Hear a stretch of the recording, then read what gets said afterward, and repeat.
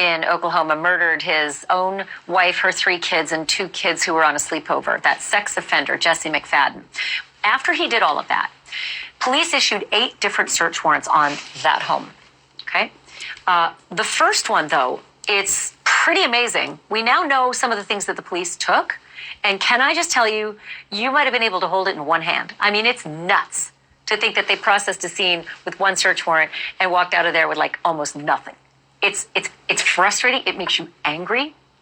But there's a couple of other things in the search warrants that might make you even more angry, like big glaring errors, the kind that you shouldn't do when 5 little kids get, killed by a sex offender, like mixing up the names of the victim's parents. That's bad. Mixing up the names of the victims. That's bad. Saying a car was impounded when it wasn't. And then an Amber Alert went out. It didn't. Stuff like that. Not good in a case that's already so publicly now botched, right? Justin Webster's Ivy Webster's dad. Ivy Webster was raped and murdered by this monster in this horrible murder-suicide. And Justin was one of the people whose names was mixed up in this warrant, and this is what he said. How many times does it take a sheriff's office to mess up over and over and over again to where we finally get an investigation into the sheriff's office? They failed once again, miserably, over and over and over again. We're also getting some answers to those 32 cell phones that were registered to that sex offender's property. 32? There's only 5 people living there. How do you get 32 numbers? That's why I want to bring in News Nation senior national correspondent Brian Enton. He is live in Henrietta, Oklahoma tonight. So let's start with the search warrant material. The KFOR reporter, our affiliate reporter, has seen some of the warrants. It's pretty upsetting what's in them. Yeah, let me go through them with you real quick, Ashley, because we went through and kind of made bullet points of everything that's in these warrants so that you can understand. There are 8 search warrants total. Started on May 1st. First one, photos, State Farm, Drive Safe tokens, and receipts. And those State Farm Drive Safe tokens, they're basically these things that in your car that the insurance companies can track you with for your rates. That is all that was taken on May 1st. White Chevy Avalanche was impounded. And law enforcement seized some things from it. That was on May 8th. This is everything they seized.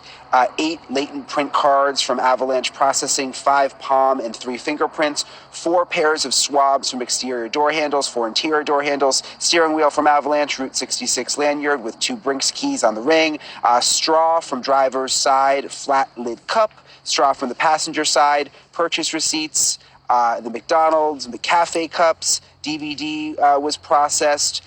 And you mentioned it. What's so frustrating for the family is there were errors in the search warrant.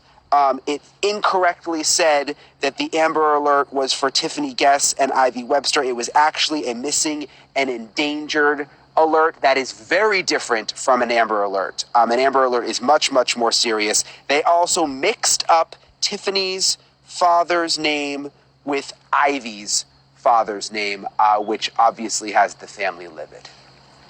3 different addresses listed for this ranch, even though it spans, just having everybody living at 3 different numbers along this road.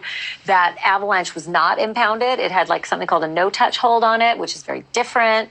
Families were able to open and look and touch and all the rest, so whatever their processing yielded.